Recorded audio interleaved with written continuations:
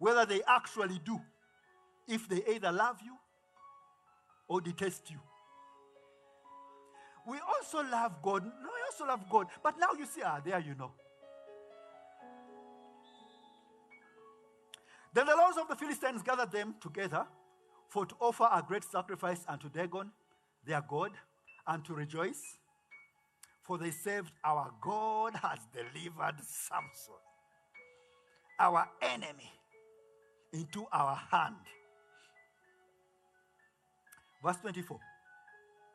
And when the people saw him, they praised their God. For they said, our God has delivered into our hands our enemy, and the destroyer of our country, which slew many of us. Verse 25. And it came to pass, when their hearts were merry, that they said, call for Simon, that he may make us sport. Get this man of God here. Let him create a sport which entertains us with some kind of sport. We don't know what he will choose. It may be squash, it may be what. Let's sit here. In fact, we are lacking entertainment. And they called for Samson out of the prison house, and he made them a sport. You can imagine. The guy who was the mover and shaker of his day, now he was being used as an entertainer to these guys. And let me tell you, when those days come and it appears like you are the mockery of the day, it ain't yet over. The story is not yet done. They're just being set up.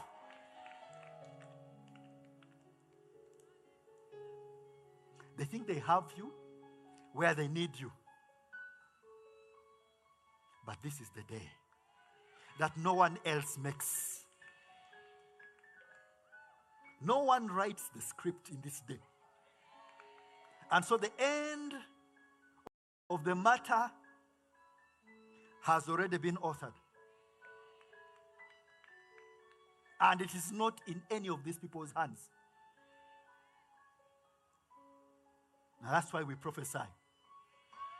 And when we prophesy, no man can do nothing about it. And you see it in glimpse after glimpse. And this should tell you.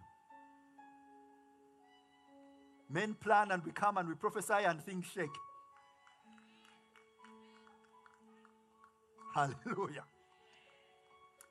And they called for Samson out of the prison house, and he made them sport and set him between the pillars.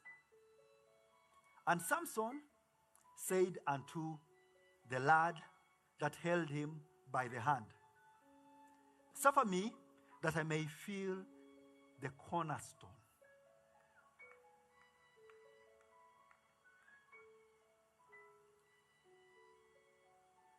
Hallelujah. Because by this time, he didn't even have the vision to know who was the cornerstone that he wanted to take down. And so, he went and asked, in this trade here, who's the main guy? Can you take me to the person whom they call the chief in this area? A takedown had come.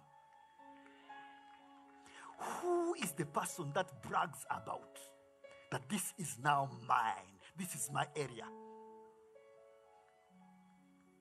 this industry here. No one just gets in. I am the person.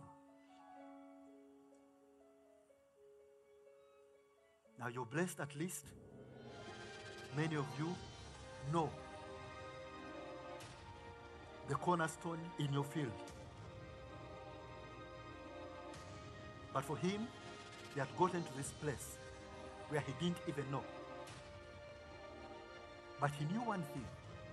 The cornerstone is the most important thing. There's no place on the face of this earth more valuable on a Tuesday evening than this place. And there's no connection in the entire world greater than the connection that you have here. This is the place where you encounter the testimony of Jesus, which is the true spirit of prophecy that is shaping the course of individuals and nations through the prophet to the nations, Prophet Elvis Mbonye. Every Tuesday, 5:30 p.m., Zoe Grounds, Plot 47, Chigolweza, Kampala, Uganda, along the Entebbe Express Highway. And if you're flying in, contact our public relations desk by email pr@prophetelvis.com. For the latest updates and more information about Prophet Elvis Mbonye, follow our Instagram, where you can like, comment, and share at prophetelvis.com/Instagram. Follow us on X, like, comment, and share at prophetelvis.com/X. Follow our Facebook page, like, comment, and share posts at prophetelvis.com/Facebook. And subscribe to our YouTube channel, where you can watch messages, prophecies, miracles, testimonies, and more. Like, share, and leave a comment at prophetelvis.com/YouTube. For more information, visit our website at www.prophetelvis.com.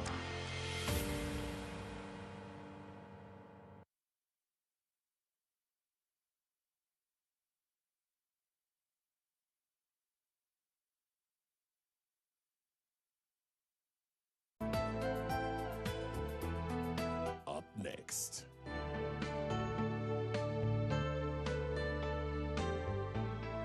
Brought to you by The Vinca Live and Loud concert is brought to you by Swans Avenue and Skyview. Skyview, more flavor, more fees, more fun.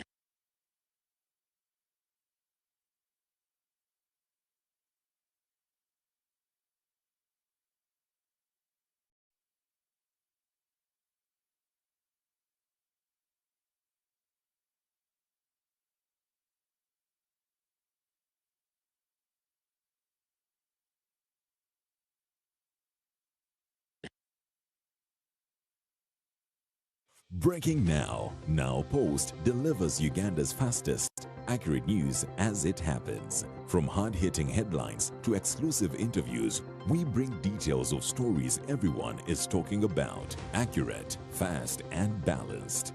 Get every update at nowpost.co.ug. Follow us on Facebook, X, Instagram, TikTok, and never miss a moment. The Now Post. Accurate news, fast.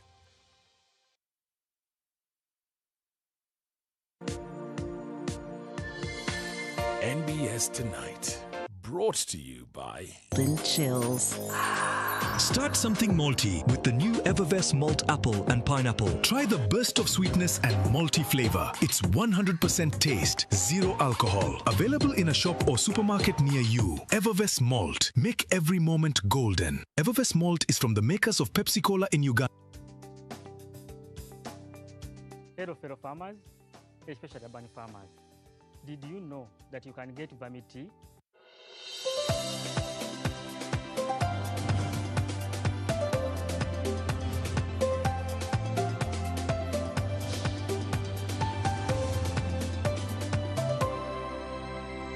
NBS. Always.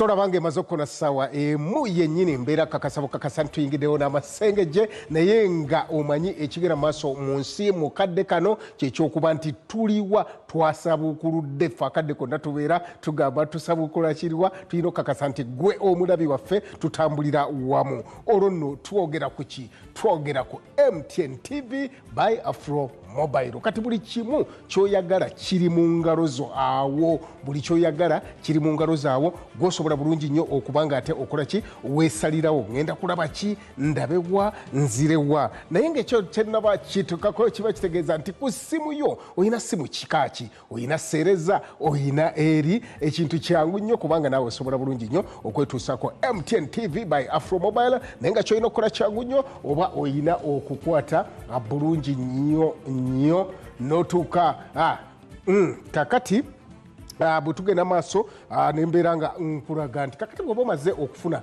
essimu yo bulungi nnyo jangu ku QR code eyo gy'olaba gisikaningi bw'onomala okusikaninga QR code eyo ejja kuwa ekuwa buli kimu goberera endagiriro yonna osobola okubeera nga bulungi nnyo weetuusaako MTN TV by Afro Mobile awo nno mbeera tutambulira mu n'amasengejje ojja kuba nga ondaba bulungi nnyo kale munzikiriza ate mbalage ku mitwe emikulu egikulembedde agaleero bwenkomawo tulyoke tugafule mu bujjufu.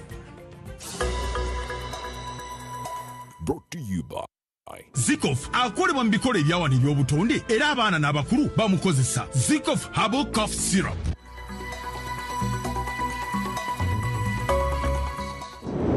Ebikulembedde amasengejje abavuganya bawadde obweyamo zijja tuyamba okweteekateeka omubaka yeeyisa atya kebabanguddwa tekyali kumala googera ku kyamuukiriza yadde okwogera ku ebyo bye bateekakasa abakulembeze b'amadiini bo batyayina abantu okusinga ku Katonda. Tusuubira nti tugenda kuba banjawulo tunaaviira aweereze obulamu bwe bwonna ekereziya we ne Katonda we.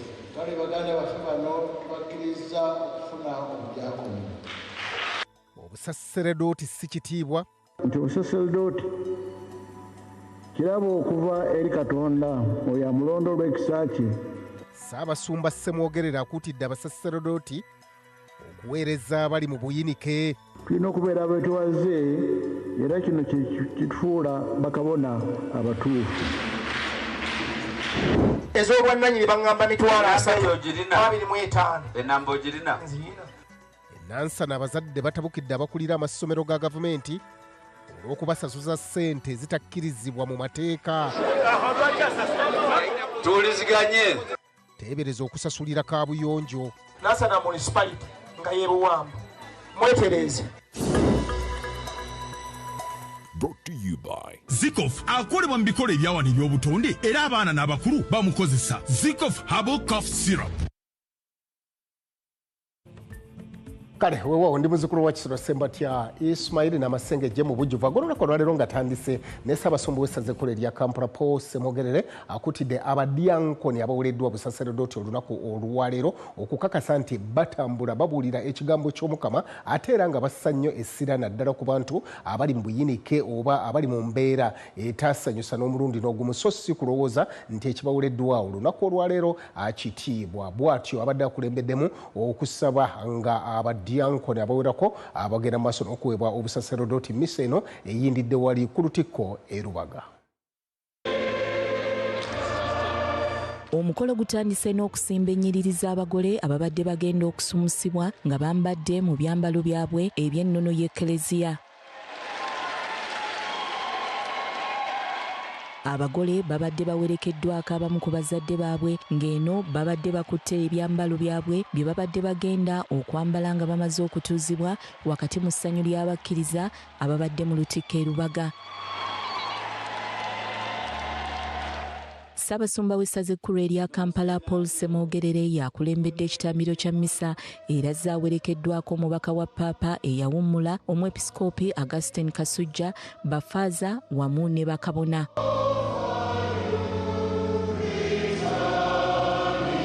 Ssaabasumba nga tannaba kutuuza bagole asoose kukulemberamu kitambiro kya mmisa nga mu kitambiro ky'emmisa kino yeebazizza abazadde bonna abawaddeyo abaana baabwe okuweereza Katonda wamu n'ababatendese mu seminaari ez'enjawulo nga kw'otadde n'abo abazze babayambako okutuuka ku kkola lino. Era twebaza nnyo, tusinzira okwebaza abazadde batuweereza ne bayambako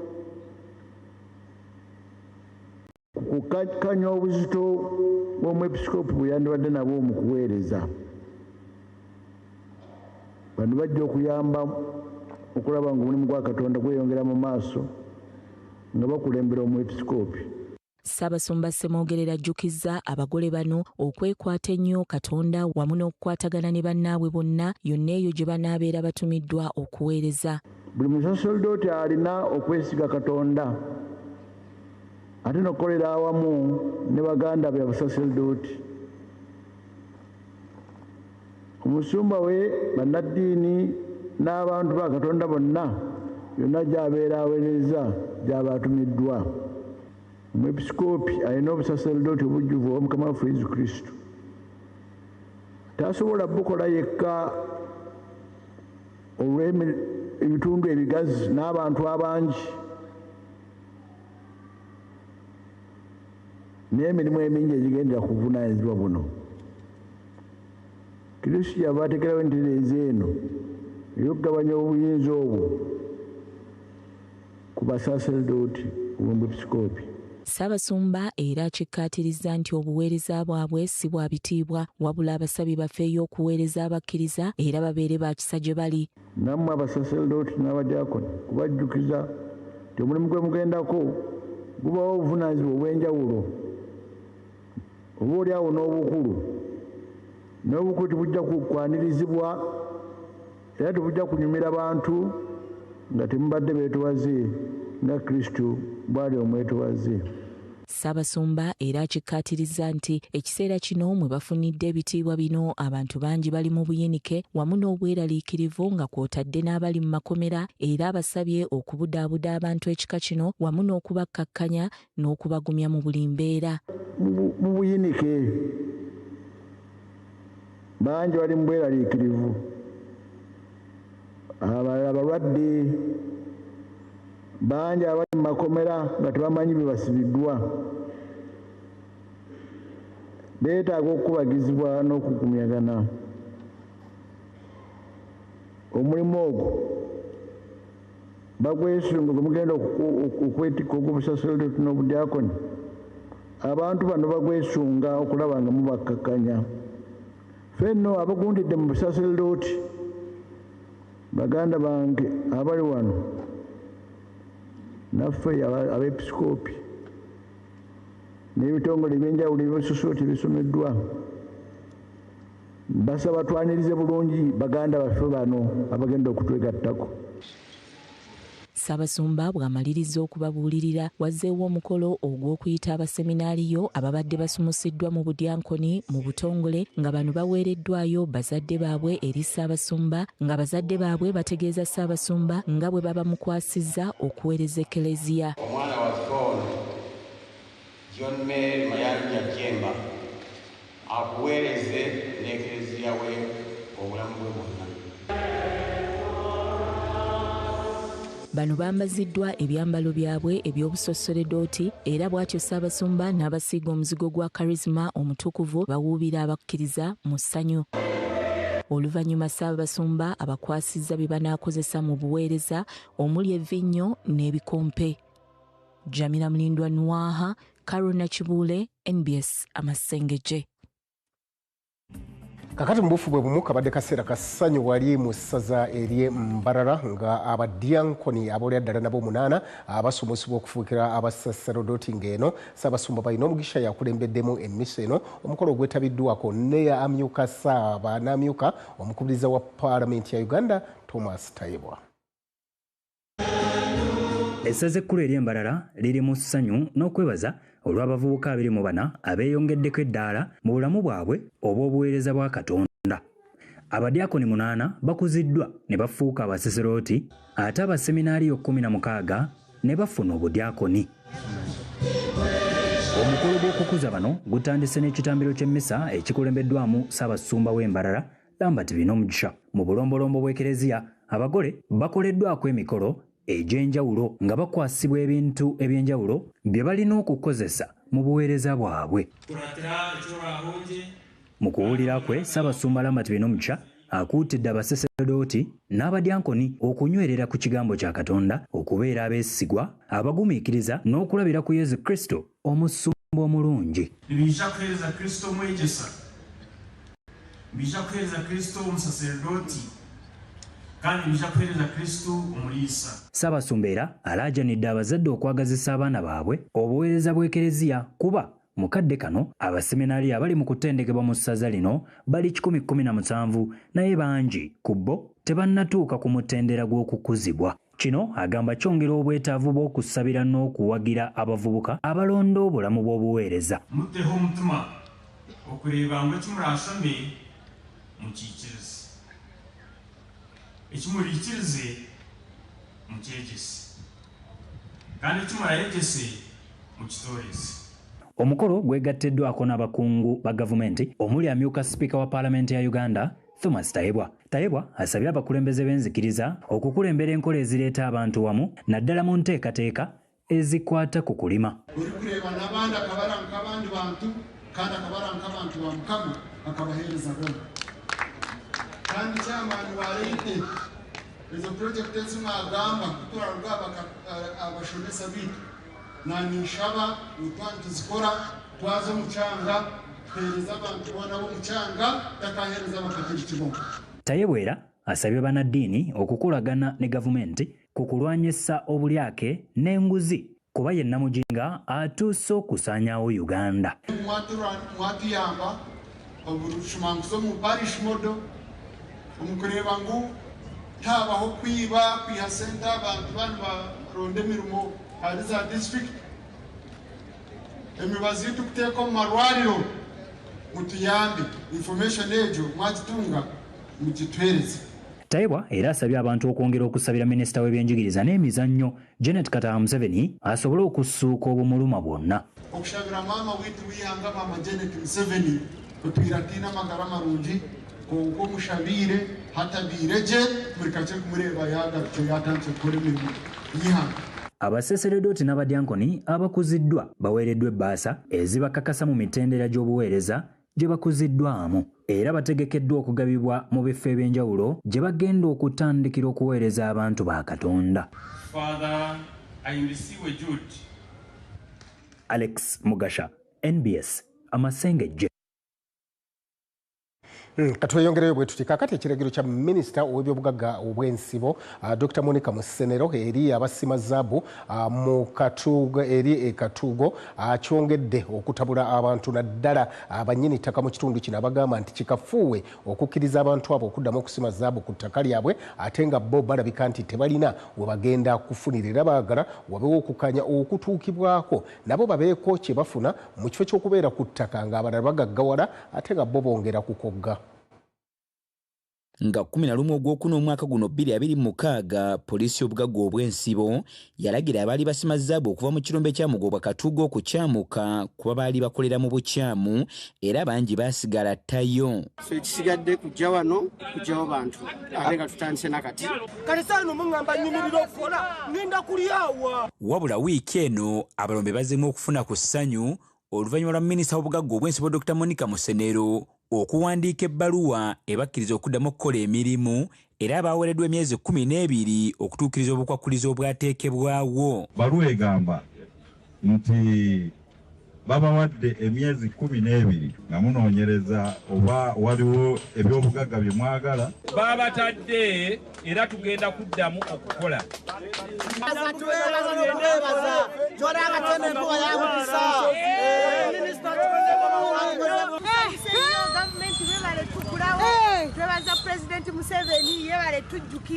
Abalombe nga bakyasanyuka ate bannyini ttaka balinnye mu kyoto nga bagamba nti epawo gwe bagenda kukkiriza ku ttaka lyabwe okusimako zaabu okuggyako nga waliwo okukkanya okutuukiddwako kuba kikyamu bannyini ttaka okubassa ebbali ng'omudalizo ate nga be bannyini kintu. Tetusobola kukkiriza muntu kuva eri alina ekinnya omukisimi omuvuzi w'omukyanga omuzaamonzi bamuwe layisinsi ku ttaka lyange nze nga nannyini ttaka nga tebasobola kumpa layisinsi ate nga naye omulimu gwe gumu gwenkola ki gwendemu kati tubadde tusaba bwe kiba kyetaagisa ekintu kino kiyimirire tusooke tutule ku drawing board.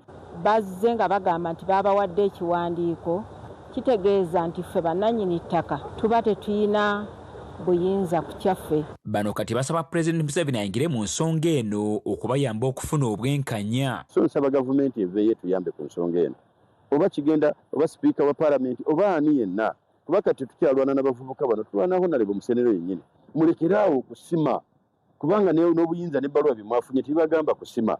Ebbaluwa bagamba kugenda kutereeza mufune mayiningirizi. Okusinziira ku kiragiro kya minisita, abakulembeze ba Mugobwa Katuugo basabiddwa okutuula n'abantu bonna abalina ettaka mu kirombe basobole okufuna engeri y'okukoleramu awamu, kyokka ne poliisi ekola ku bugagga obw'ensibo naye eriko okulungamya kwe yakoze.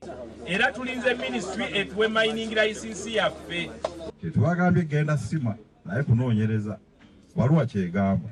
Kati oludda lw'abasima zaabu, ssentebe Dr. Mukasa agamba nti ensonga z'abannyini ttaka zikolwako era yeewuunya lwaki abamu bazze mu kwemulugunya mu kiseera kino era akakasa nti n'obukwakkirizo bonna bagenda kubugondera. Ffe tetulina buzibu n'abalandiroodi, twagala okukolagana nabo era nga bwe tunoonya small scale mining license tugenda bayita formale abalina okwemulugunya, tulabe okwemulugunya kwabwe kukola ki we kulira tulabe tukwadressinga ng'amateeka bwe gagamba. Wakati mu kusika omuguwa kuno, omubaka wa Pulezidenti Kasanda Feibi Namulindu ayingidde mu nsonga, agamba nti agenda kutuuza enjuyi zombi basobole okukkaanya. Obuvunaanyizibwa bwonna bw'ekirombe kino bwa minisitule, naye ffe ng'abafa ababeera ku ground wansi tetwandiyagadde enkaayana zino ziddemu kuwa ebyo ebyaliwo emabega ate bikole ki biddemu. So tusaba tukwatire wamu ne minisitule. Kyokka obutakkaanya tebuli ku ttaka lyokka, wabula n'engeri ensimbi eziva mu ttaka lino gye zigabanyizibwamu. Okusinziira ku nnyingo 224 y'etteeka erifuga obugagga obw'ensibo erya Mining and Minerals Act 2022 erambika bulungi engabanya ya ssente wakati wa gavumenti, ekitundu omuli ekirombe, ekitundu ky'eggombolola oba Town Council wamu n'omugabo gw'abannyini ttaka. Ku nsimbi eziva mu zaabu, omusolo gwa bitundu 5 ku buli 100 gugenda eri gavumenti. Okugeza singa omusimi yafuna obukadde 100, obukadde 5 bugenda mu royalty. Ku bukadde 5 buba bufuniddwa, gavumenti etwalako ebitundu 7 ku buli 100 nga bwe bukadde 3 n'ekitundu, so nga disitulikiti etwalako ebitundu 15 ku buli 100 nga gye mitwalo 75, ate eggombolola oba Town Council bafunako ebitundu 10 ku buli 100 nga gye mitwalo 50, so nga ate nnyini ttaka afunako ebitundu 5 ku buli 100 nga gye mitwalo 25. Kino kitegeeza nti ku buli zaabu ava mu ttaka waliwo ensimbi ezirina okugabanyizibwa wakati wa gavumenti n'abalala abali mu nkola eno. Ekirombe kya Mugobwa Katuugo kyatandika okukola mu mwaka gwa 2012 era kisangibwa ku bugazi bwa yiika 8. Kiteeberezebwa okukoleramu abantu abasoba mu 3,000, ekitegeeza nti obutakkaanya buno bukwata ku bantu bangi abeesigamye ku mulimo gwa zaabu. Fred Sewajje, NBS Amasengejje. Webale nnyo Fred Sewajje. Bwe bityo ebya Mugobwa Katuugo bwe bitambula, tugenda kuba tukola ku ssente mu ngeri y'okuyisaawo ku bulango, ate bwe tukomawo tulabe ekitundu ekyokubiri ekya Masengejje. Naye nga sinawo mulamu nkujjukiza ekintu kimu, tunakulaze nti MTN TV by Afro Mobile awo we tuli mu kadde kano. Kwata essimu yeeyo eyaseereza, oyina ssimu ki? Gwe kasita oba nga oyina ssimu yeeyo eyaseereza, kakasa nti kuli mu ngalo bweti, QR code yeeyo gye nakulaze genda ogisikaninga bulungi nnyo, buli kimu ojja kuba ensi yonna ojja kuba ogiyina mu ngalo bwoti, mu ngalo zo 5. Olwo otandika okwesalirawo kiki oyagala okulaba. Oyagala kazannyo, oyagala by'abaana, oyagala mawulire, oyagala ki? Byonna ojja kubanga obifuna. Kale katukomewo n'ekitundu ekyokubiri, tovaawo.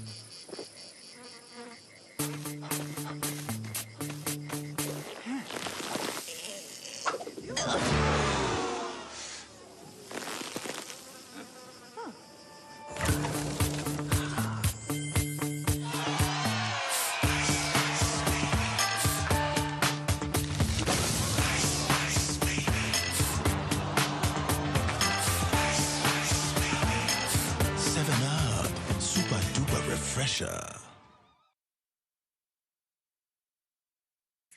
The parent is Tuliahewa Dixon. And the child is Tuliahewa Esther.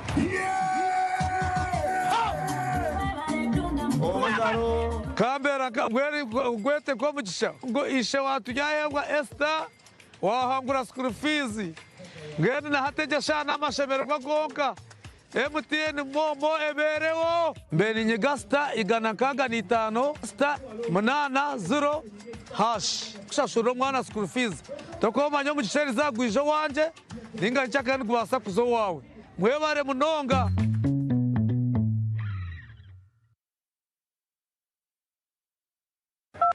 Alo. Ese mwami mukasa.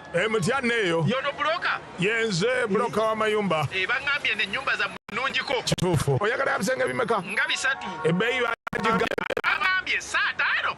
Nenda sebeno zali nyamuko. Izwachi. Anti danji je tusigisa ya mulembe. Anti nefali ya chitundu yalinya. Musigisachi.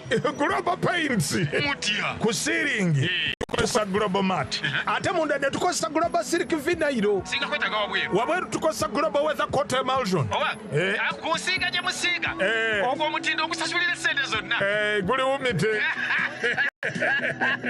Global Paint, a reliable product. If whiskey could talk, Johnny Walker Black Label would sing. With notes that only come with 12 years in a barrel. Sweet, smooth toffee, rich fruit, and a touch of smoke. Tastes as good as it sounds.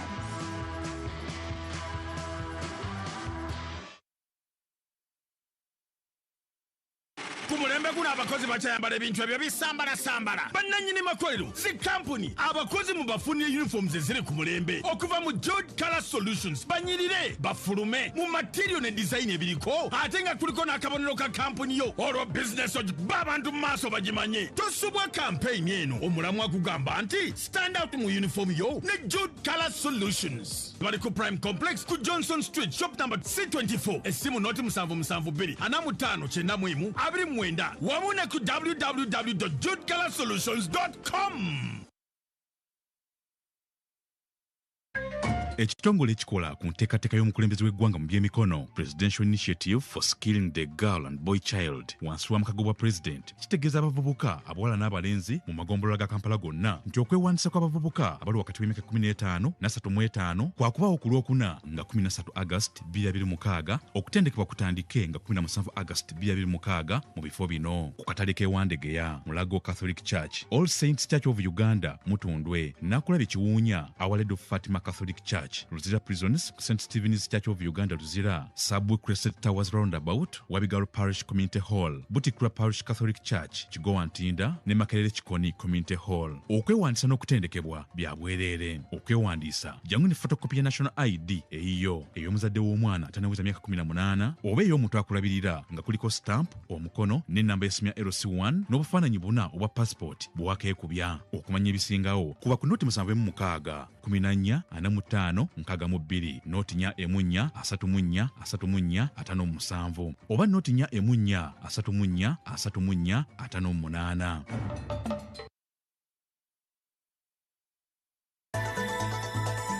Mu malala getuleeta nga gakutuusibwako.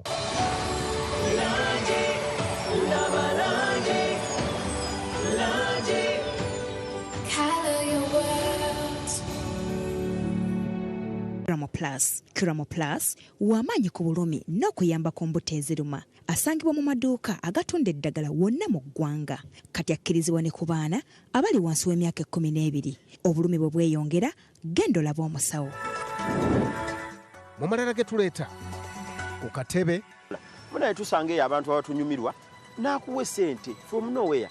Teweevuma nsi beera n'essuubi akadde konna. Nze nasooka okuvuga booda y'akagaali ku kyalo waffe kayunga ku muyembe yali y'akagaali. Yali kijinji wa takisi n'okusiika capati kati mubaka. Njagala takisi ankwata oluggi n'okuba ku kingi n'enkuba ekijja nkola nkola. Mu malala getuleeta nga gakutuusibwako.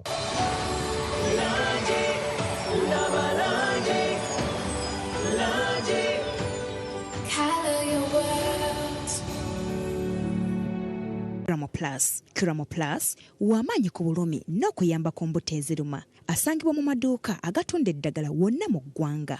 Kati akkirizibwa ne ku baana abali wansi w'emyaka 12. Obulumi bwe bweyongera, genda olabe omusawo.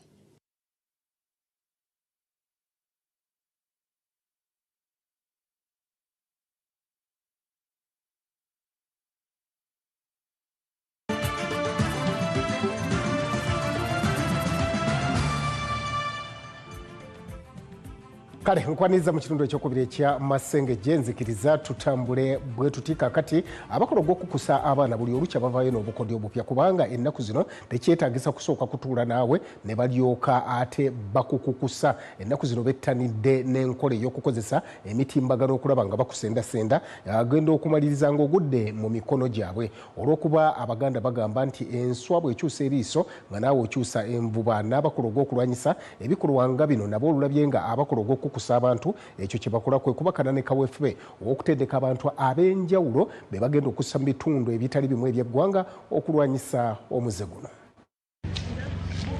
Abeenyigira mu muze gw'okukusa abantu buli lukya bavaayo n'enkola mpya mwe bayita okukusa abantu. Nga mukadde kano tekyetaagisa kusinkana be baagala okukusa maaso ku maaso kuba bwe lutuukidde olwaleero nga bakozesa mutimbagano. Omuntu ayinza okutandika n'obubaka obutonotono ku Facebook, WhatsApp oba n'omukutu omulala n'akusuubiza ensi n'eggulu gamba nga okufunira omulimu, omukisa gw'okugenda ebweru n'ebirala. Naye ng'ekigendererwa kumatiza olugwa mu katego kizibu okukavaamu. Olw'okuba omuze gw'okukusa abantu buli olukya gwongera kufuuka nnamulanda, ekitongole kya UNAFRI kiriko abasirikale 7 be kitendese okuva mu bitundu by'eggwanga eby'enjawulo n'ekigendererwa eky'okuzuula abalala bye batasobola kuzuula bwe kituuka ku nsonga y'okukusa abantu. Not these drones of ours of taking people without numbers. The drones, the science of drones. We must move digitally to counteract this inhuman activity of trafficking humans. Minisita w'ensonga z'omunda Ephraim Kamuntu agamba nti akufumbira ey'omutwe naawe omufumbira ya bigere ne mwenkanya ne gavumenti nayo tetudde era abakugu baayo bateekeddwa okumanya ebikolebwa ku mitimbagano. I would like to see that when you return to your stations, there is an increased proactive identification of victims. Okusinziira ku poliisi ababanguddwa baweereddwa obukodyo obubasobozesa okukwata olubona abeenyigira mu muze guno n'okukakasa nti bakolwako ng'amateeka bwe gagamba. That means we must build capacity of our community policing so that we alert everybody down there, the children, the school-going children, even those up, so that they know what trafficking in persons is. Kyokka wadde byonna biri bityo, abakulu balowooza nti okulwanyisa omuze guno kyetaagisa okukwatira awamu okusobola okugutuula ku nfeete. And there's no way we can achieve success if any of the chain is broken. UNAFRI egamba nti okunoonyereza ku misango gy'okukusa abantu kwetaaga ssente n'ebikozesebwa ebisobozesa abanoonyereza okugoberera omusango okuva ku ntandikwa okutuuka ku nkomerero yaagwo. Uganda is the only permanent member of the governing board of UNAFRI. So we call upon the government of Uganda for more financial support to enable us to deliver for Africa. Bo abasirikale abamaliriza okutendekebwa kati bagenda kuddayo mu bitundu byabwe. Naye ekibuuzo si oba basomeseddwa wabula kiri nti bagenda kukozesa batya omutimbagano okulondoola okukusa abantu. Olaba nti nno tusobola okujjawo okubuusabuusa kuno mu kkooti ng'omujulizi enkyayinza okwekyusa. Kyetuva tusalawo okulaba nti nno tufuna obujulizi obwa saayansi obutasobola kubuusibwabuusibwa. Tufunye obukugu kuba tulabye abantu ab'enjawulo, tulabye abakwatagana ne kkooti, abawaabi ba gavumenti. Hasfa Nachanzi, Siraj Kiberu, NBS Amasengejje.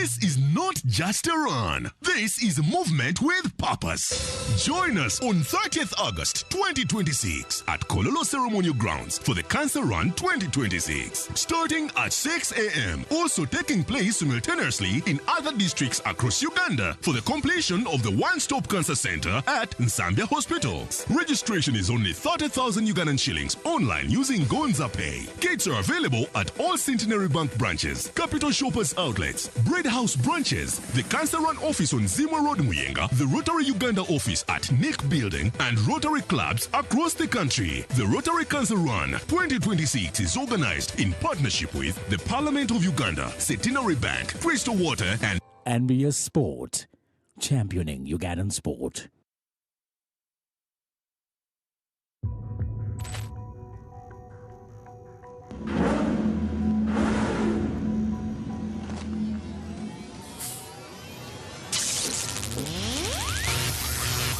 Who are you?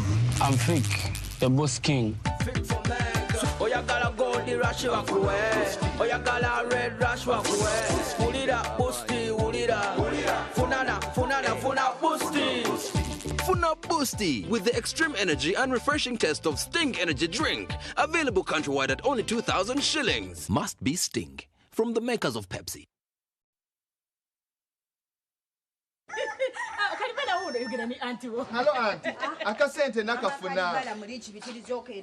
Wenda twinga MTN yongeze dakika 3 kastogula dakika wagati wesa wenda nesawe biredo kuncho. Niga star 10 star abinandala hash.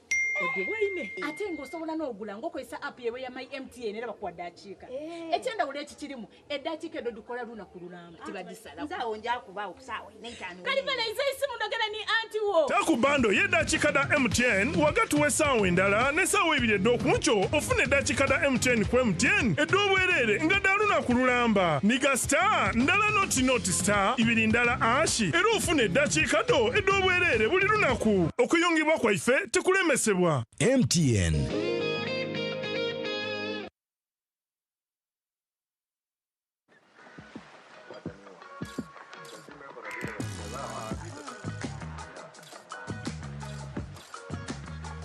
Come and join us, guys. Some moments are just for you. Just you. Flavor with a zest.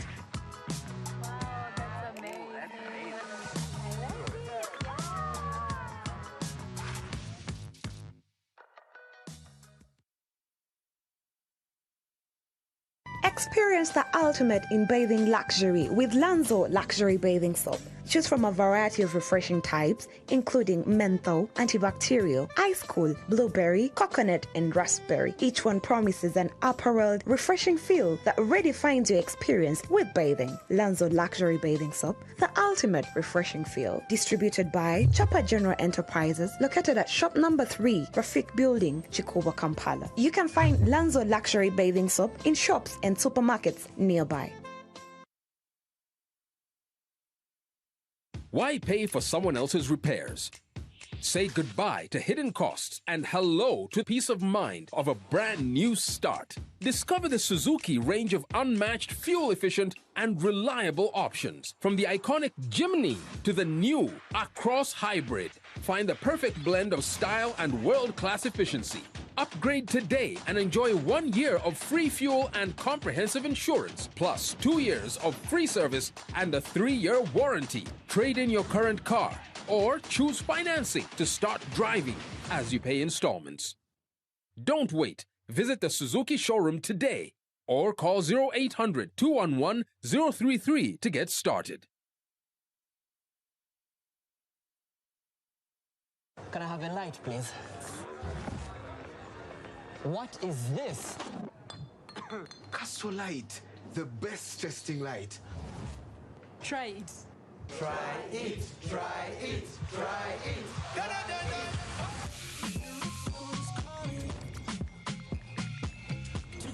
Guys, look at this post.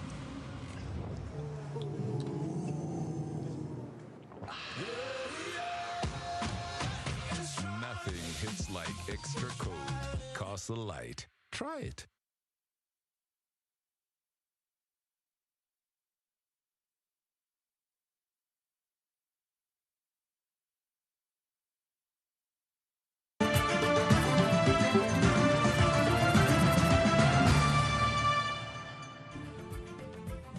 Ku kitundu kino ekyamasengejje njagala tulabe tweyongereyo n'emboozi y'omubaka Muyonjo Hassan Onono yaliko kijinji wa taxi ate era mu ngeri y'emu n'asiikako capati ekyo no kikulaga titolina kwevuma nsi kubanga akadde konna Omukama asobola okujjukira.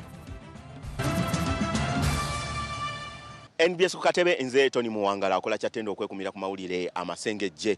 Ku katebe twatandika emboozi ey'omubaka Hussein Muyonjo wa Lusimbi gwe gomanyi nga Swengere n'olwaleero katweyongereyo nayo. Ng'oggyeko kuno okusoomozebwa kuno okwokulowooza nti nno temutegeera birimu ensimbi. Ensimbi komedi ensimbi mweziri sebo. Mweziri ate kaŋŋambe nti ezisingira ddala okubeeramu munnange za bwereere mu mbeera ng'eyo. Nti ng'ovudde ku bino nti bakupangisiza ku show ogenza okola, bakupangisiza ku mukolo ogenza okola. Munaye tusanga eyo abantu abatunyumirwa n'akuwa sente from nowhere nga appreciating byokola. Abantu bayita mu bintu bingi nnyo. So bino bye tukola bikakanyako stress. So osanga omuntu n'akusiima bulungi nnyo n'akuwa sente zobadde tosuubira. So sente mweziri akubanga nti ate waliwo abawuliza nti Abannayuganda batandise okujja awantu esente ne bajja wati ne bazikendeeza. Kati ng'ewaffe no mu entertainment industry ebyo obiwulira oli munnamawulire, obiwulira simanyi misolo, simanyi URA tule ku gate, poliisi bagamba security yabwerera ate ku nkomerero nti atereeta miliyoni 2 za security. Byonna ebyo naye nga webale nnyo naye nga sente mweziri nyingi because ensi yonna etambulira ku art. Bino ebyabasawo fine nabo batuyamba birungi naye abateekateeka ensi eno be ba artist. Gwe tumanyi nga engineer artist okuvaayo n'agamba nti kati plan y'ekizimbe NBS yino wano tujja kubeerawo n'omwayiro wano tuteekewo eddinisa wano tuteekewo omulyango bwe bityo. Those are artists. Ate asookera mu kifaananyi asooka kuba kifaananyi. So kyekyo naye ensi bwetyo bwetambula waliwo ekitasobola kyusa. Nga tuvuddeyo ddi lw'ofuna ekirowoozo eky'okuyingira ebyobufuzi? Okuva lwe natandika okulaba nga be twali tulowooza be twali tutaddemu essuubi be twali tumanyi nti bamanyi buli kimu bagende babitukolere ffe tubeere no mu byaffe ebirala tutambuze ensi mu makuba amalala. Twagenda okizuula nti ate bo bali ku byabwe nga actually tebafa kuona omuntu ono abawadde mandate to go and lead oba to go and like batuuse services ku bantu. Ate bya Uganda tebikyamu na kugamba nti ani yakusikiriza wakiraba ddi. Byonna byotunulako mu Uganda bikupushinga directly into politics. Bikukyekwatiramo. Tunulira essomero erikuli awo okumpi automatically ojja kufuukirawo advocate w'embeera ennungi. Tunulira embeera y'amalwaliro, tunulira enguudo naye nga bino byonna tuwa emisolo. Tulina obifuna nga bwe tubisasulira emisolo because emisolo ensonga lwaki tuwa emisolo kutambuza nsi. Kati lwaki mu kutambuza ensi mubeeramu abaana n'ebyana okitegeera. So ebyo byonna byatupushinga okujja naye nga isingira ddala obukulu ate yasinga okutuzibula amaaso Kyagulanyi Sentamu yatugamba nti mwe wake up, this is the time.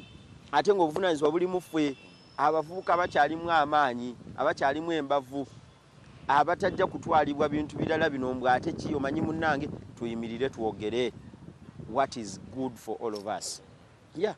So nentandikiraawo ne tutandika ne tusaba obwa meya ne babutuwa era muganda wange n'akulembera abantu b'ejjinja ne tusaba obw'empi ne babutuwa kati era nange ndi bakulembera. Otandika ddi okwewulira obwa MP? Obwa MP nno nze yasookera ddala okubeera n'ekirowoozo ekyo nti nyinza osobola okwesimbawo naye nga saayagala kujja nga siyidde bulungi nga mu luzungu half-baked. Saayagala kujja nga siyidde bulungi. Mufumbeko kitundu. So by then yali akwalifyinga mu tiimu awo nga bwe twali yali munaffe oyo meya Kasolo. So tugamba no katandike naawe. Jukira nze nali nsabye bwa LC3 nga tetunabafuna site. Kati site bwejja ate bya LC3 ne bivaawo ebyo byamagombola ne bivaawo kati awo nemba nga sijja kumalako bulungi. Ene ngamba nedda oyaleeta okusoma teyakuteekako expiry date. Kanzireyo nsome.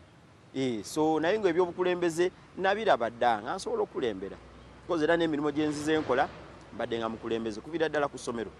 Mu mirimu gyange egya taxi mbeera mukulembeze, boda mbeera mukulembeze, bino ebya comedy nze top. Emirimu egimu waginkwese twambulidde nti wavuga ku boda ne taxi. Tombuziza bwata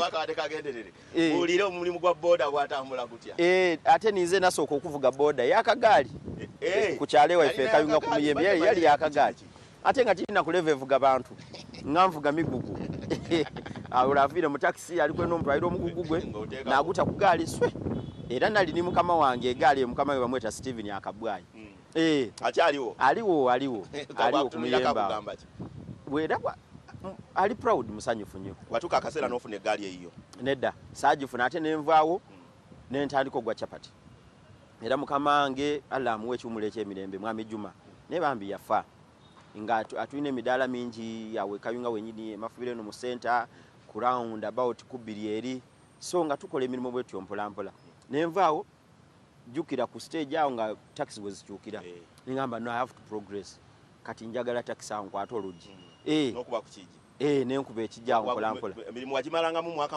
wamalanga nagitambula Allah yantambuzanga speed mirimi natundako n'amawulire mukono fe twasooka mawulire ag'empapula ago fe twasooka mawulire mukono awo okidoba yali agula 10 bisatu siringi bisatu ebiseera ebyo babisatu babitaano awo be watyo mulabyenzi awe mukono awo ku stage awo kudwalira era n'ebizibu ebyanzijeeyo nabyo bikunyumiza tandika subulula wenjagala olwo amawulire ebizibu ki ebikugobayo munange ekyangoba mu mawulire taxi ng'eyimirira taxi bweyimirira nga yita mawulire anziruka emisinde otwalayo empapula anyway naye emboozi eyo kanjireke eyinza oleeta ebizibu gimbulire otwalayo olupapula lw'amawulire sijja ntwalayo olupapula lw'amawulire twagendawo abantu aba babiri naye nze yasookawo kati owokubiri najja luvannyuma musajja ekigambo kye yaŋŋamba nga ali mu taxi omu gwe sijja kugulako genda ono lekajje naye statement gye yakozesa awo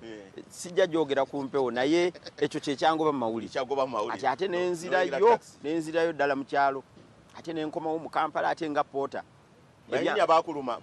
sikunuma ebyangoba munange ennyumba gye twasookerako poota yali nnyumba zino eza bulijjo netugikuba netugimaliriza netugenda ku site endala engini atugambye tufunye site endala mujje tugende tugenda ku site nze simanyi tugenze ku site ya Kalina nga tutuuka nga batandika tulamula emisingi gigino waliwo eminene waliwo obutono buno obutono buli komaliriza 15 gino eminene mitwalo 2 nga nze nkoba nti lwaki tironda buno obutono nkuba obuntu bwange mukaga 15 ne docent emeka mitwalo 3 mbe nga nkimaliriza tutandika tusima nze tiidi misingi gya Kalina bwe giba nga ingini ya after like 3 hours kiri kitya nze nga ntudde ingini yanze maze ekyange ati omaliriza nti jangu yakati gwe saagala kundeetako busiru bwo obw'ekisoga njagala omusingi ng'oguliramu emirundi egyo 3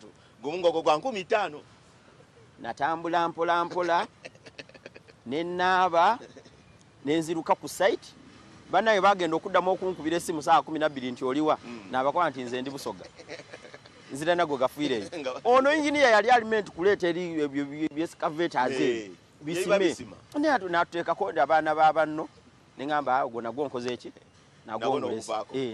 nenzirayo nogenda ogwa taxi gwe gwasembayo mweje gyawo omulimu gwasembayo gwali gwa nga ngenda ku radio omulimu gwasembayo gwalira gwa kuvuga motoka nga nvuga mu Salini aba bazimba bridge eyo gimanye bazimba amasanyalaze awo gwasembayo gwali gwa Salini era nali nvuga mu Yindi bali bamuyita Gopalo era nagwo gwali mu challenge batusangako olumweyo eyo ku balwero olw'Entebbe obuzibu bwabeererawo obwo kwekalakaasa kwa kabaka ogende Kayunga awo 29 nakulabira Allahu Akbar ng'okulaba ku motoka eriko enamba emyufu jukira twali tuvuga namba myufu ng'okulaba ku motoka ng'etuddemu omuntu atali muddugavu jukira nali nvuga mu Yindi kati ekyali awo njakikunyumiza olulala leero wano wetugenda okukoma ne gatako olw'omukaaga olujja nze Tony Muwangala ku katebe nga tweyongerayo n'emboozi eyo.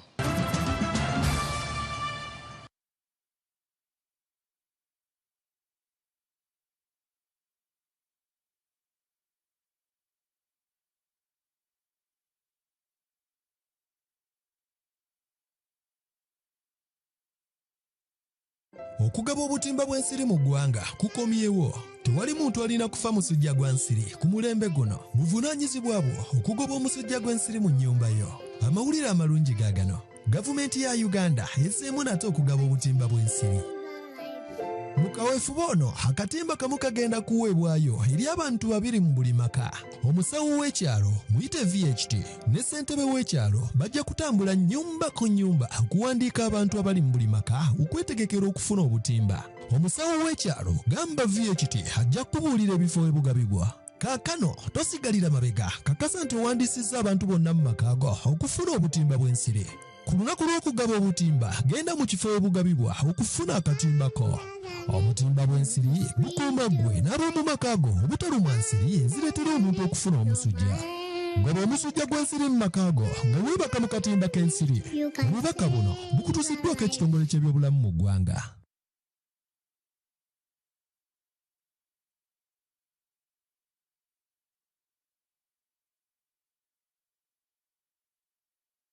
Uganda, are you ready?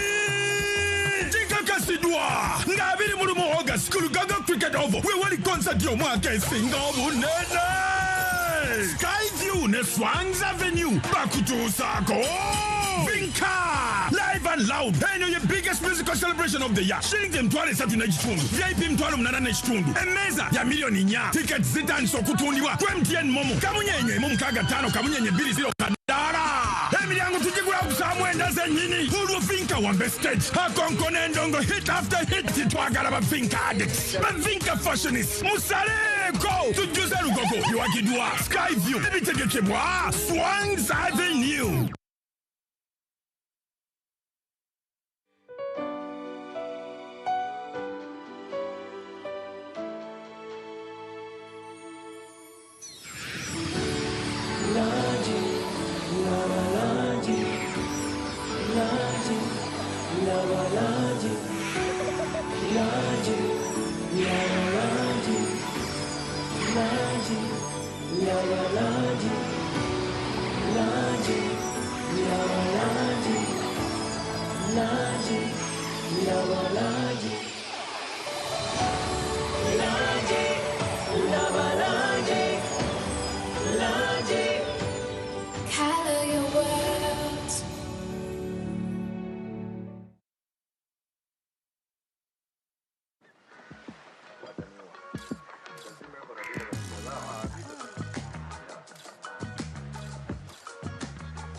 Come and join us, guys.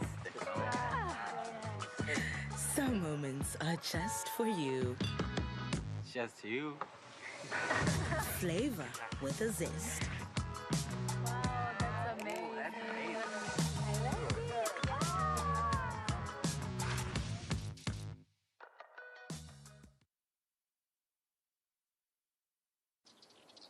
Sometimes escape begins above the clouds, where peace waits beneath the trees.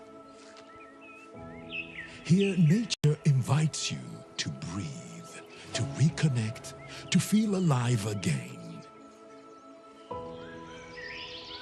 Where warm welcomes feel as natural as the forest around you.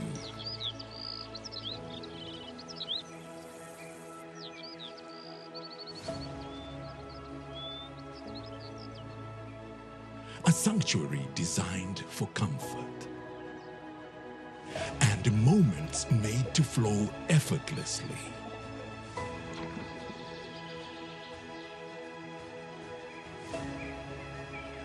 Forest Resort Louise, where nature welcomes you home.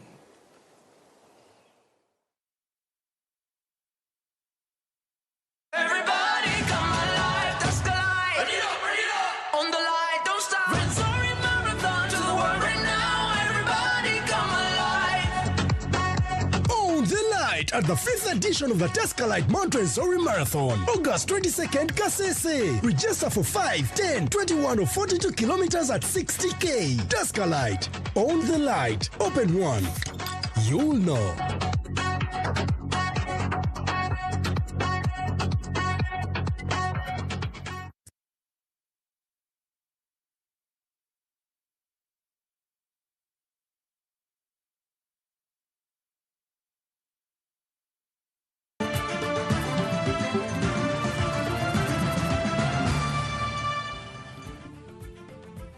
Kale tukyeyongerayo n'amasengejje kakati ababaka bali ku ludda oluvuganya gavumenti oluvannyuma lw'okumaliriza enzingu bbiri nga bali mu kubangulwa bategeezezza nti kebadda mu palamenti bamaze okukkaanya era n'okumanya kiki kye balina okukola nga tekyali kumala googera okuleka ebyo byokka bye balinako obukakafu ate era n'okukakasa nti buli kye baleeta kiba kya nsonga.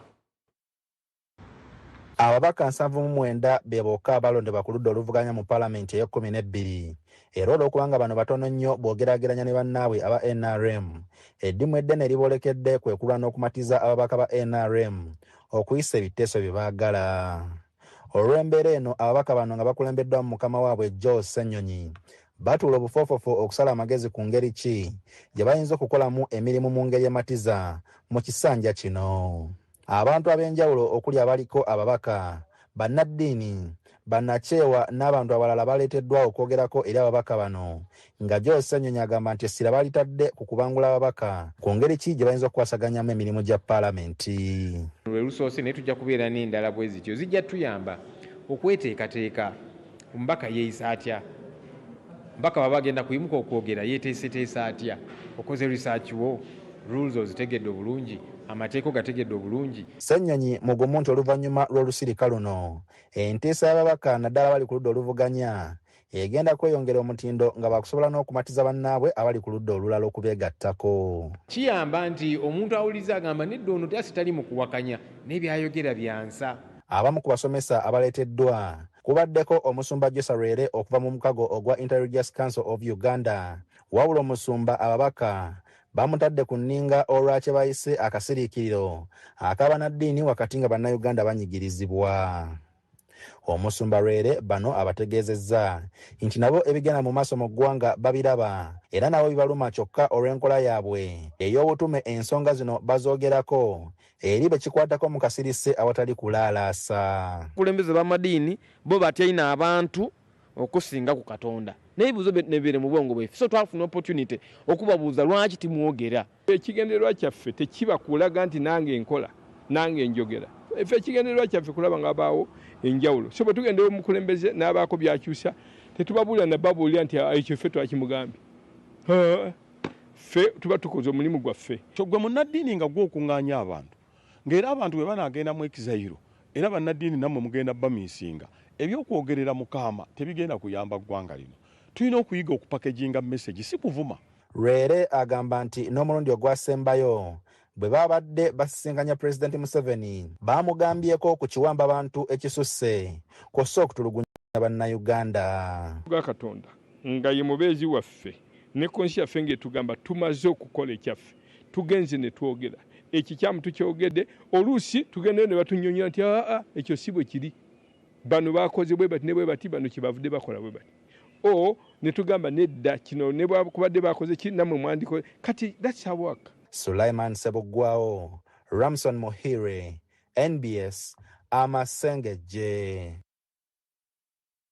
Akulira ekitongole kikesise Sharifa Buzeki yakubiriza bannakampala kakati ate okukuŋŋaanya kasasiro waabwe okutuusa ne bamutereke bulungi nnyo okutuusa nga KCCA ebatuuseeko mu kifo ky'omukusomba nga bamuyiwa ate ku nguudo ekivaako n'emyala okuzibikira kuba enkuba bw'etonnya byonna bisibira mu mazzi.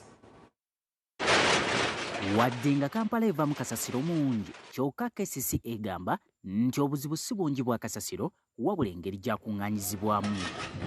Mu bitundu ebimu kasasiro amaze ennaku oba wiiki ku mabbali g'amakubo nga balindirira emmotoka okumukuŋŋaanya. Kino KCCA egamba nti kati kigenda kukoma. Nankulu w'ekibuga Kampala Hajat Sharifa Buzeki agamba nti KCCA emaliriza enteekateeka y'emmotoka ezigenda okuŋŋaanya kasasiro mu bitundu eby'enjawulo kyokka nga mu kino abantu bagwana okutereka obulungi kasasiro okutuusa KCCA lwebatuukako mu kifo ky'okumussa ku nguudo. Genda kukozesa enkola ya bring to track wa eloole weerina okuyimirira mwabalina kasasiro mukole ki muteekeko gwe mumaze okulongoosa. Buzeki agamba nti okukuŋŋaanyiza kasasiro ku nguudo kireeta obuzibu obulala kuba nti enkuba bw'etonnya kasasiro akulukuta n'ayingira myala negizibikira. Emmotoka bw'eba tennaba kutuuka toteeka kasasiro ku kkubo oba mu ttaka. Kasasiro oyo tuli mu budde bwa nkuba ajja kudda mu myala ate tube nga twozaza nga tusuddewa mu ttaka. KCCA kati egamba nti buli kitundu kigenda kuba n'enteekateeka yakyo ey'okukuŋŋanyiza mu kasasiro. Emmotoka zigenda kutambula mu bitundu eby'enjawulo ng'abakulembeze b'ebitundu nabo bayambako okutegeeza abantu ku nteekateeka eno. Kuba bayitamu n'ebizindaalo nga batuuse mu kitundu kyammwe okusobola okuba nga muteekako ku mmotoka. Tugenda kumobilizinga emmotoka eziwera ku lunaku olwo. Bino bituukiddwako nga Nankulu wa Kampala asinkanyemu abatuuze b'e Nakawa ku mukolo kwakuliza amazaalibwa ge, era ab'e Nakawa bamunnyonnyodde obuzibu bwabwe. Ensonga ya toyi bwewa tuli ku buyonjo naye wano netuyimiridde tetulina public toilet neki tetulina public toilet n'emu. Okweyonja kuleke kubeera nga kukoma leero.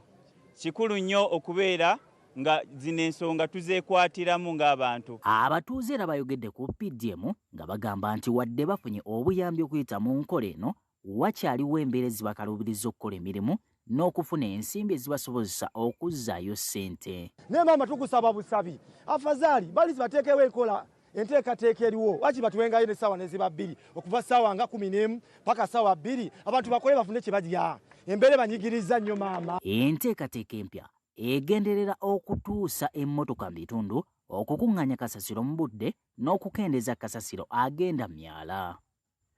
Ronald Sekidde, Kiberu Sirajje, NBS Amasengejje.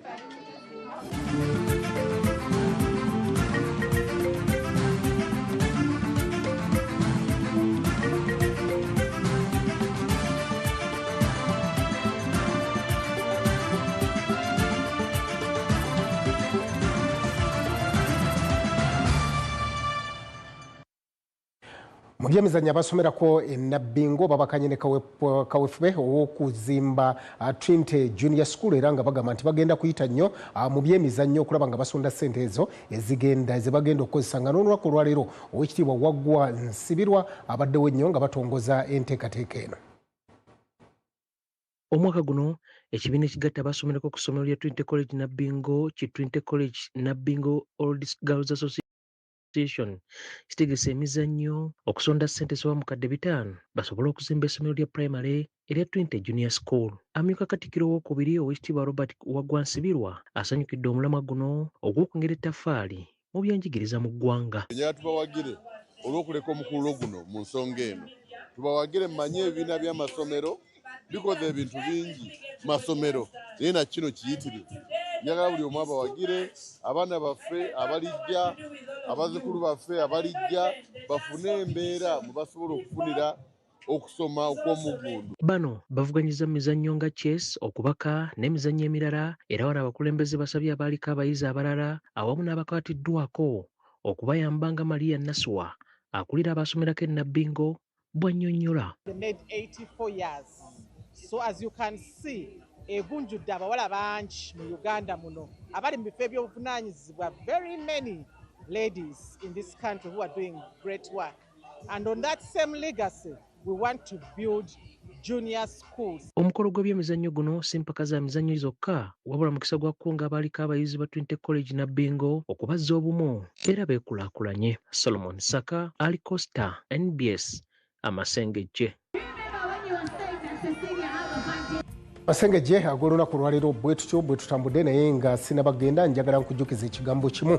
MTN TV by Afro Mobile awo wetuli njagala okakase nti ekintu ekyo essimu yo ekubeera mu ngalo gwe kwataseerezayo gikwate bulungi nnyo. QR code eyo gye nasoose okulaga oba naye gy'olaba mu kadde kano gisikaninge. Bw'onoomala ogisikaninga ejja kuba ekuleetera buli kimu ky'oyagala. Olwo buli ky'oyagala okugoberera okigoberere ng'oli mu mmotoka y'otambula oli awo ku ntebe y'otudde wenywera kakyayiko buli ky'oyagala ojja kuba okifuna bulungi nnyo. Eyo nno gye bayise MTN TV by Afro Mobile. Kale Masengejje bwe tubutambudde nze ne muzzukulu wa Kisolo Sembatya Ismail mubeere bulungi.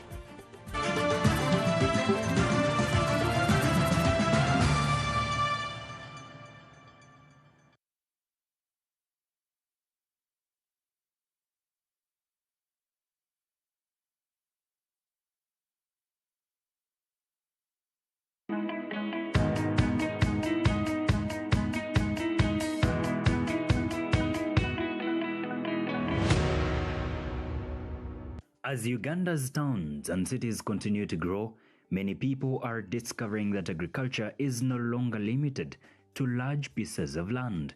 Today, even a small compound, backyard or rooftop can become a productive farm. On this episode of NBS Agribusiness, we visit the Chanja Agriculture Resource Center under KCCA to discover how urban farming is helping families improve food security, create businesses, and make better use of the little space available.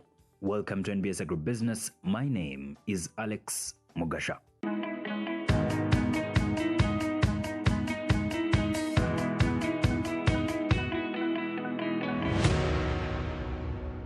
One of the most successful technologies in urban farming is greenhouse farming. By creating a controlled environment, farmers can protect crops from harsh weather while producing quality harvests throughout the year. Now, greenhouse farming is farming in structures like you see. Greenhouse generally is not a structure which is green. It's the crops that we grow in. They can be tomatoes, can be sweet pepper, like the sweet pepper you're seeing here, can be berries, can be cucumber. So, but mainly here in Uganda or East Africa, we mainly grow sweet pepper, tomatoes, and flowers. Yes. And with greenhouse farming, the benefits, as you asked, compared to the outside, greenhouse farming, normally the crops or vegetables are raised a little bit free from pests and diseases. There are minimal cases of pests and diseases. Why? Because the unit is always enclosed. Almost 80%, the unit is closed. So using pesticides or chemicals is at a minimal rate compared to the open field. Just that at some point, there are specific crops or vegetables that we grow in the greenhouse than in the open field. For instance, when you look at the pepper we have on the market, like sweet pepper, most of it comes from the greenhouses. If you try it outside, the nature or the size or the texture is completely different from the open field to the greenhouse. So in the market, they prefer more the one grown in the greenhouse. The same applies to the cucumber, the same applies to the tomatoes. So meaning there are specific varieties of crops that are grown and they are types and compared to those of the open field. Now, when we look at greenhouse farming, for instance, like pepper, because right now where we are growing sweet pepper, which is called capsicum red and yellow. Now, for this one, the crops that are grown in the greenhouse, they take the same time to grow, 3 months, 75 to 90 days. Those are 2 to 3 months. The time they take on harvesting is different from the open field. Here in the greenhouse, normally we harvest for a period of 5 to 6 months under good management. That is very important in quotes, under good management.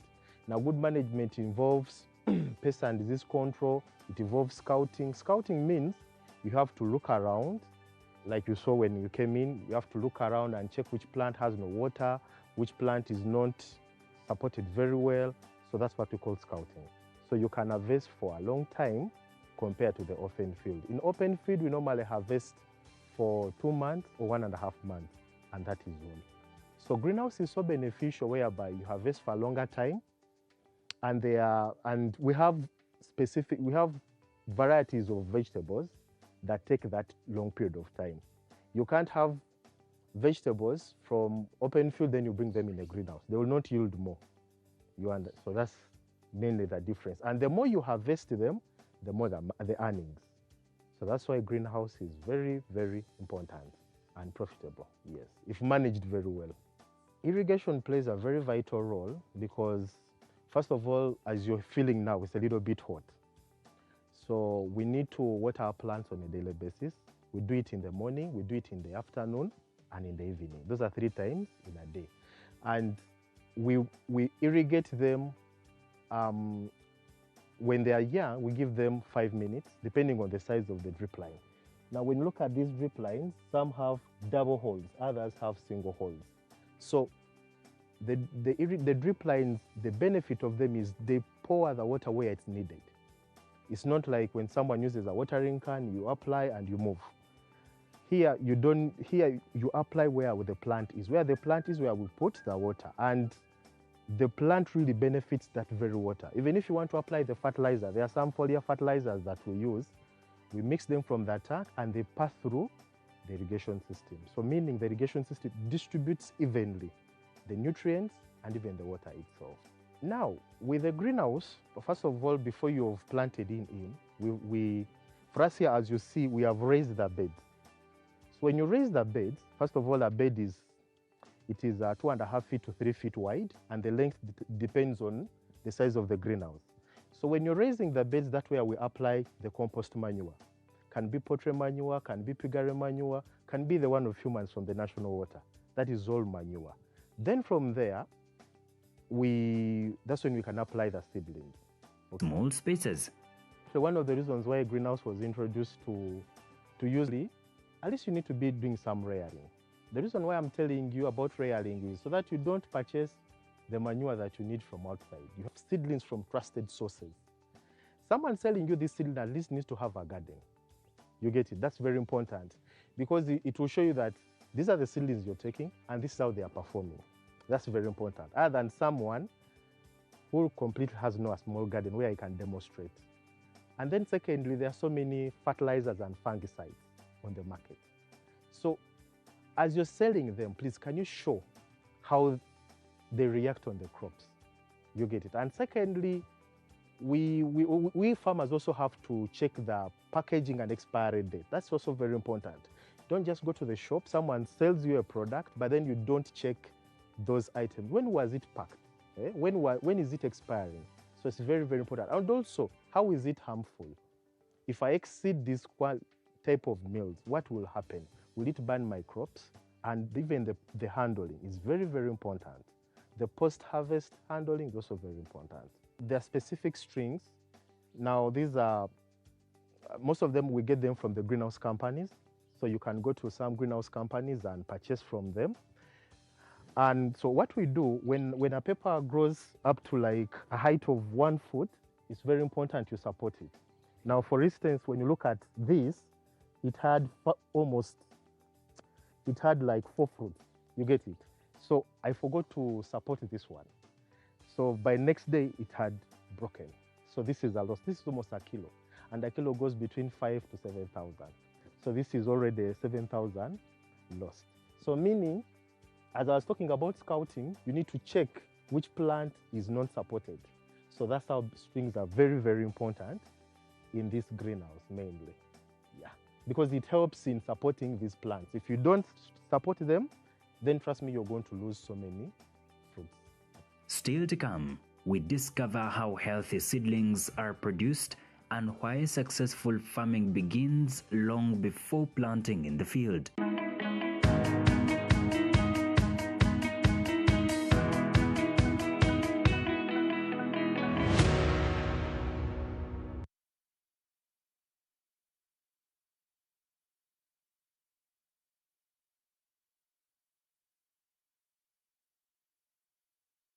Can I have a light, please? What is this? Castor light, the best testing light. Try it. Try it, try it, try it. Da, da, da, da.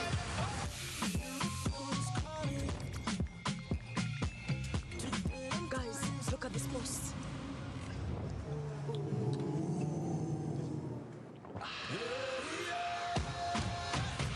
Nothing hits like extra cold. Castle Light. Try it.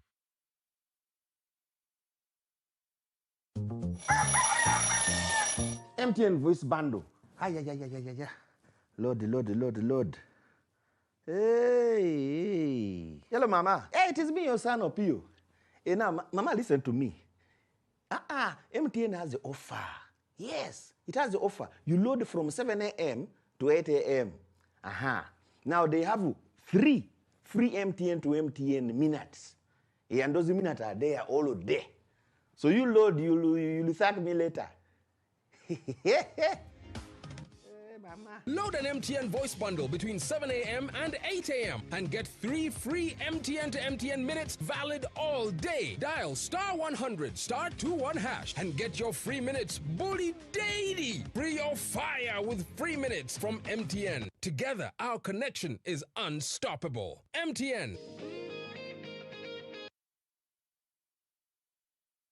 Too many ads? Expensive subscription? You deserve better.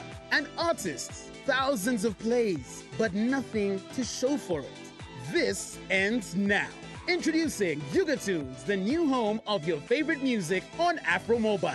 Listeners, stream your favorite songs ad-free at no cost. Artists, earn from every stream. Withdraw your royalties anytime from as low as 20,000 Uganda shillings.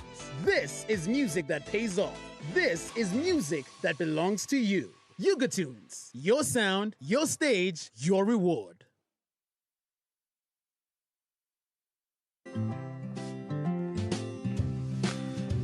Did you know? Brought to you by Fake spare parts can be deceiving. They seem cheaper, they seem good enough, they get you moving for now. But what you don't see is the hidden cost, damage to your car, endless repairs, wasted time off the road, and potential risk to lives. In the long run, fake parts cost you more. Choose genuine parts from any CFA or mobility location countrywide. Did you know? Brought to you by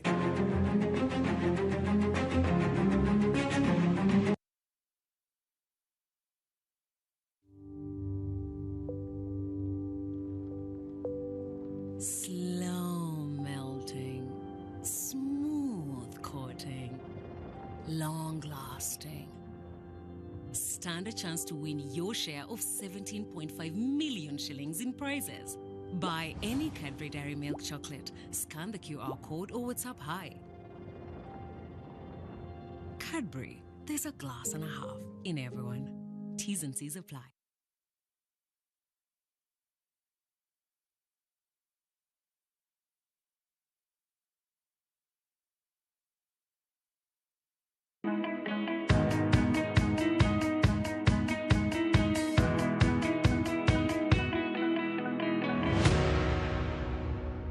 Welcome back from the break. You are still watching NBS Agribusiness with me, Alex Mugasha. Every successful harvest begins with a healthy seedling. Strong seedlings establish faster, resist diseases better, and ultimately produce higher yields. At Chanja Agriculture Resource Center, farmers are trained on proper seedling propagation before transplanting.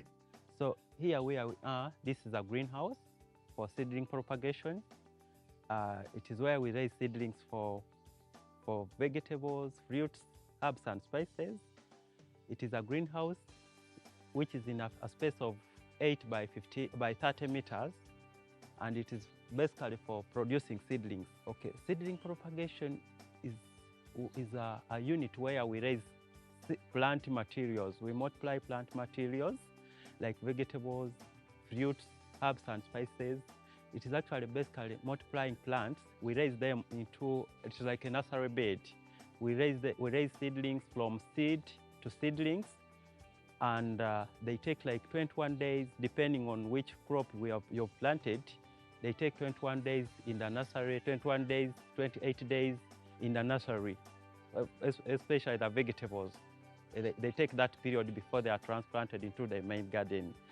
So in here is where we raise them before they are transplanted into the main garden, and it is like a nursery bed. Yeah, it is important because most of the seedlings are raised in the nursery bed before they are transplanted into the main garden, because most of the seeds we raise in the nursery bed, they have very tiny seeds. So they cannot be planted direct. That's why we first raise them in a nursery bed, we plant them in seedling trays, then they germinate. After germination, we transplant them into the main garden. Actually, it is important to select quality seeds and superior varieties. Right now, there are very many seeds on market, but it is so important to select quality seeds from genuine suppliers, genuine shops. Not every shop they have quality seeds.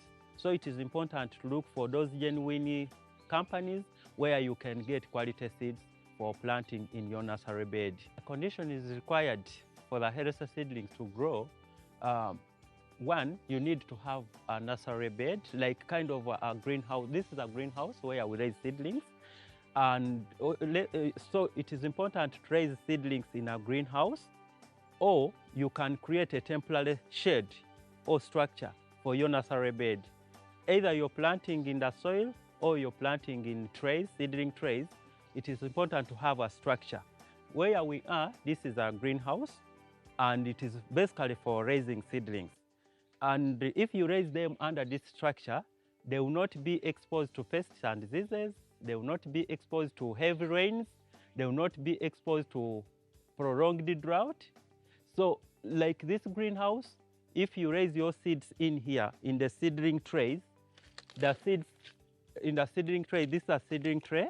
If you raise your seeds here, they will germinate so well. And when they germinate, since they're in a greenhouse, they will not be exposed to pests and diseases. And also, they will be healthy because pests are not attacking them. Heavy rains, they are not exposed to heavy rains. But if you just leave them in the open space, they will actually be affected by pests and diseases, and also they will be affected by heavy rains. But here, they are protected against all those harsh conditions. That's why it's important to raise them in a protective structure. Seedlings take a period of 21 days to 30 days. That's the period they take in the nursery bed before they are transplanted into the main garden. For example, tomatoes, they take 21 days and they will be ready for transplanting. Green pepper and the onions, those ones, they take a lot of time. They take 30 days in the nursery bed. That's almost a month before they are transplanted into the main garden. So it depends on the type of crop, on the seed you've planted. Some seeds take some time, then other seeds take a short time, like 21 days for tomatoes, 21 days for cabbage. Those ones, they take a short time before they are transplanted into the main garden. Many farmers lose plants immediately after transplanting because simple nursery management practices are overlooked. Fortunately, these losses can be minimized through proper handling. Common mistakes farmers make, one is to plant seeds in poor quality nurseries. It is important to prepare your nursery very well. Let's say if you're planting in the soil direct, you need to prepare the soils very well to make it fine, to provide that shade for your seeds before in the nursery bed. There are very many types of nurseries. For example, where we are, this is planting seeds in seedling trays. This one, when you plant your seeds in this kind of nursery, like in the seedling tray, they come out well because you mix your soil very well. For example, here we use peat moss. Peat moss is very good. It is very light. It enables the seeds to germinate so fast. But if you plant your seeds in the soil, let's say for our farmers who do local nurseries, where you put your seeds direct in the soil is heavy. So when you put your seeds, it is hard for the seeds to germinate because that soil is heavy. So you need to mix the soil very well to make it light with charcoal dust, manure, in a ratio of 2 to 1:1. 2 soil, 1 manure, 1 charcoal dust. You try to make it light before you put in your seed. Then for this kind of nursery, the soil we are using, the peat moss, it comes from plant materials. So it is a bit light. It enables the seed to germinate so fast because it is light.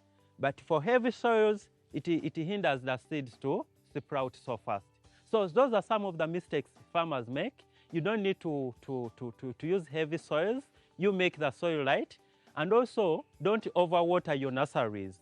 Because if you overwater, the seedlings will get damping off. They will get that condition called damping off, and it is a fungal infection which comes as a result of overwatering.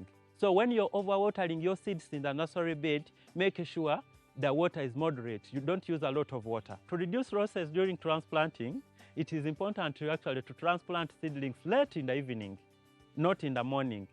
Because if you transplant during day, this heat, the sunshine, will actually affect the seedling you've transplanted.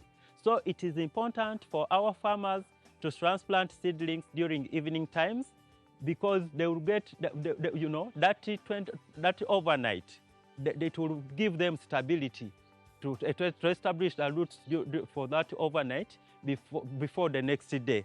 So it is important to transplant them late in the evening. That one helps to reduce or minimize losses. If you have transplanted them during day, it is important to provide a temporary shade for your seedlings you have transplanted. You provide a temporary shade for them to reduce the losses.